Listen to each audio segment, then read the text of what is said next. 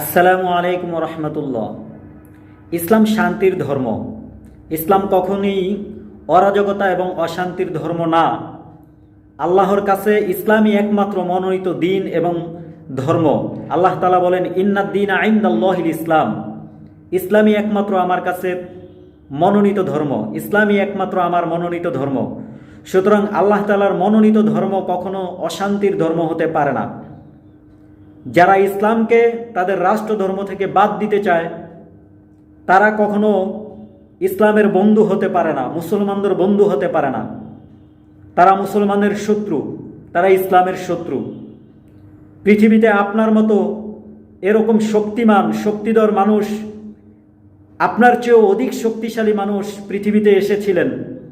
তারা কালের বিবর্তনে হারিয়ে গেছেন, তারা কালের বিবর্তনে এই পৃথিবী থেকে নিশ্চিহ্ন হয়ে গেছেন, ভ্যানিশ হয়ে গেছেন। আজ তাদের নাম ইতিহাসের পাতায় কলঙ্ক জুড়ে রয়েছে। আজ তাদের নাম জাতি ঘৃণিতভাবে স্মরণ করে। আপনি কি তাদের মধ্যে একজন হতে চান? আপনি বলেন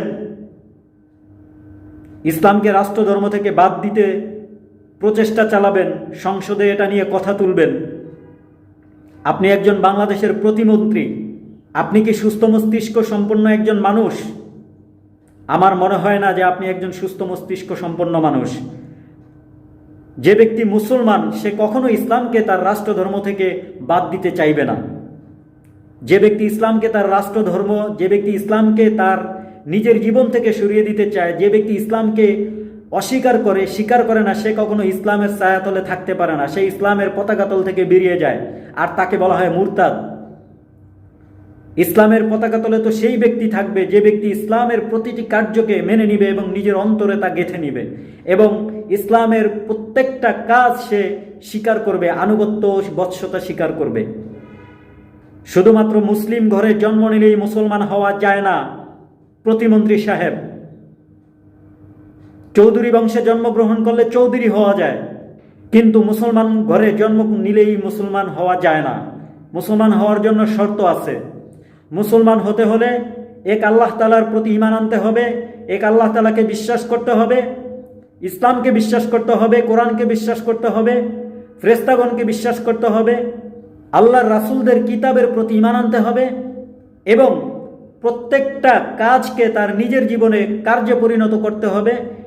অন্তরে সেটার বিশ্বাস রাখতে হবে, মুখে বলতে হবে, তাহলেই সেই ব্যক্তি পরিপূর্ণ ইসলাম। আপনি নিজেকে মুসলমান বলে দাবি করেন, অথচ ইসলামকে আপনি আপনার রাষ্ট্রধর্ম থেকে বাদ দিতে চান, তাহলে আপনি কেমন মুসলমান? জাতির কাছে প্রশ্ন। কোনো মুসলমান এটা পারে না। যে ব্যক্তি ইসলামকে বাদ দিতে চায় সে ব্যক্তি কখনো মুসলিম থাকতে পারে না। ইসলাম শব্দের অর্থ হচ্ছে আত্মসমর্পণ করা। যে ব্যক্তি আত্মসমর্পণ করে ইসলামের প্রতি সেই একমাত্র মুসলিম। আপনি মুখে নিজেকে মুসলমান বলে দাবি করেন, অথচ ইসলামকে আপনি অন্তরে ধারণ করেন না, তাহলে আপনি কখনোই মুসলিম হতে পারেন না। ইসলাম শান্তির ধর্ম। আমি একজন মুসলিম, আমি আপনাকে বকা দেব না, আমি আপনাকে গালিগালাজ করব না।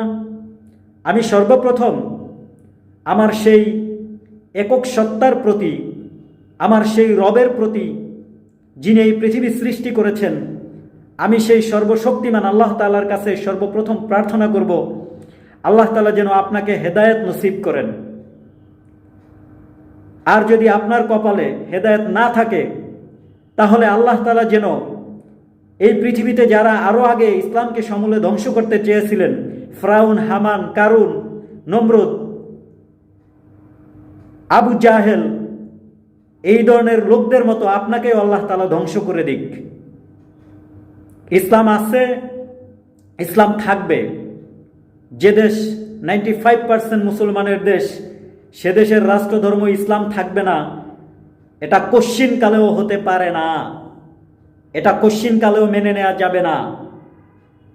বাংলাদেশের মানুষ ইমানি চেতনায় উদ্দীপ্ত।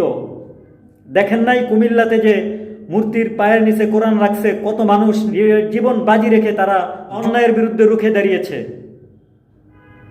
সুতরাং বুঝতে হবে যে মুসলমানের দেশে থেকে মুসলমানদের প্রতি, ইসলামের প্রতি বিদ্বেষ পোষণ করবেন আপনি, আর বাকিরা বসে বসে চকলেট খাবে, বাকিরা বসে বসে আপনার কথা শুনবে আর চুপচাপ দেখে নিবে?